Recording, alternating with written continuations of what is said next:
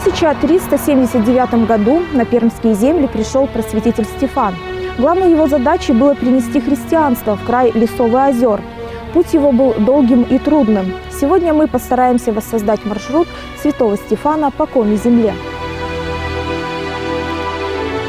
По северной Двине и Вычегде Стефан прибыл в Пырос. Сейчас это город Котлас. Тогда в тех местах проживали предки нынешних Коми. Здесь он начал проповедовать христианское учение. Местные жители встретили проповедника враждебно. Наметали костер дров, его самого окутали соломой, чтобы сжечь живьем. Но его кроткий вид и бесстрашие обезоружили язычников. И они сами стали просить его проповедовать им. Первую церковь во имя святителя Николая он построил именно здесь. Дальше он поднимался уже по Вычегде. Других дорог не было. Можно только было вот именно по водным путям пробираться. Поднимался по Вычегде. Один он был или там с кем-то. Во всяком случае, с ним много людей никогда, наверное, и не было. Иначе все это заняло бы очень много времени. Очевидно, были проводники какие-то.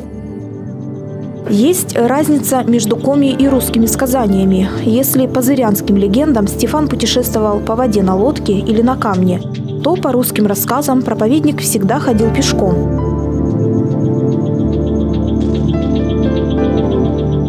Вначале со своими сподвижниками отправился проповедник вверх по течению Вычегды, в селение Гам. Но мы не можем с уверенностью сказать, какими были тогдашние поселения. Возможно, это были небольшие родовые стойбища. По легендам же, на берегах Вычегды тогда жил древний народ Чудь. В Гаме уже знали о скором появлении Стефана.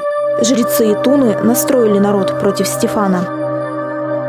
Стефан Пермский со своей свитой посетил Гам. Многие жители из этого поселения недружелюбно приняли великого святителя Стефана Пермского шумом Гамом. Так вот, и он отказал. Гам, говорит, рыжкоеды. Взрослое население этого местечка питаются в основном, кониной, а детей кормят беличьим мясом. Рыжка – популярная у Коми кличка лошадей. Оставив Гам, Стефан со своими спутниками отправился вверх по Вычегде и остановился в месте впадения в нее реки Вымь.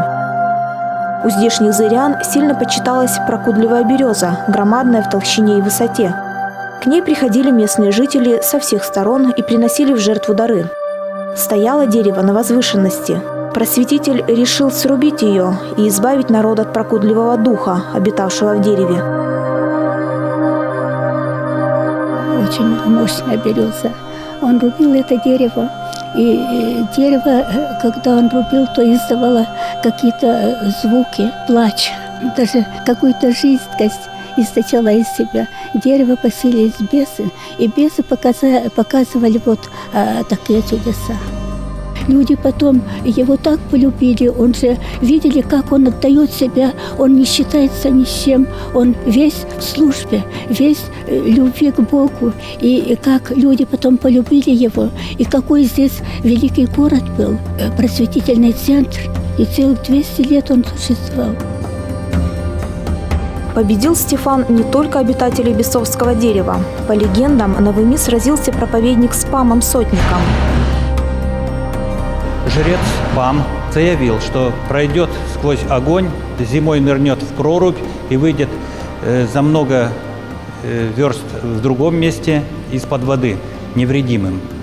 И предложил Стефану, кто из нас такое сможет сделать и остаться живым, того вера правильная. Стефан же, помолившись, взял Пама за руку и повлек в огонь. И тогда Пам начал биться. Если бы Стефан с молитвой не взял бы Пама за руку и не удержал бы его, то, конечно же, Пам внушил бы, совершил бы такой массовый гипноз, что все увидели бы, что он прошел сквозь огонь и сквозь воду. На самом деле он спокойно обошел бы этот огонь, а все бы думали, что действительно огонь этот был укрощен Памом. После свержения Пама Стефан Храб на холме построил церковь Благовещения. Позже, уже на Сысоле, там, где сейчас стоит село Вотча, возвел Божий дом. в Яринском городке выстроил первый монастырь. Но вскоре судары пришли в Агулы с пермяками-язычниками и сожгли обитель. Больше она не восстанавливалась. На этом заканчиваются реальные данные о путешествиях Стефана. Правда, есть еще версия, что плавал Стефан и по Верхней Вычегде. Основал Стефановскую обитель, нынешний Ульяновский монастырь. И якобы в дальнейшем монахи построили монастырь в Троицко-Печорске и крестили Чердынь. По словам известного ученого Павла Лимерова, этим рассказам нет документального подтверждения, как нет конкретных данных и о том, что добирался святитель до Ударских земель. Есть еще церковью подтверждаемое, во всяком случае в XIX веке об этом тоже писали в источниках, в губернских и епархиальных ведомостях, что он доходил до Удара и на Ударе, там на Вендинге поставил крест. И этот крест в XIX веке еще описывался. Там большой крест, который стоял в амбаре. Возможно, святой Стефан проплывал на своей ладье возле этих берегов. Естественно, града на Сысоле тогда и не было. Но люди в этих местах уже жили.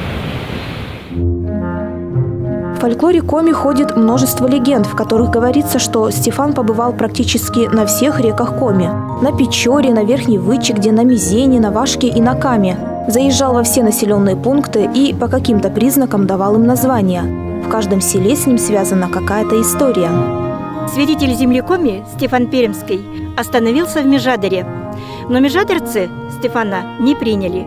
Они вышли с длинными баграми и оттолкнули лодки Стефана до середины реки. Стефану Пермскому такой прием межадерцев, конечно же, не понравился. Он своей святой силой разделил Межадерскую гору, Межадерскую землю 3 глубокими, широкими оврагами.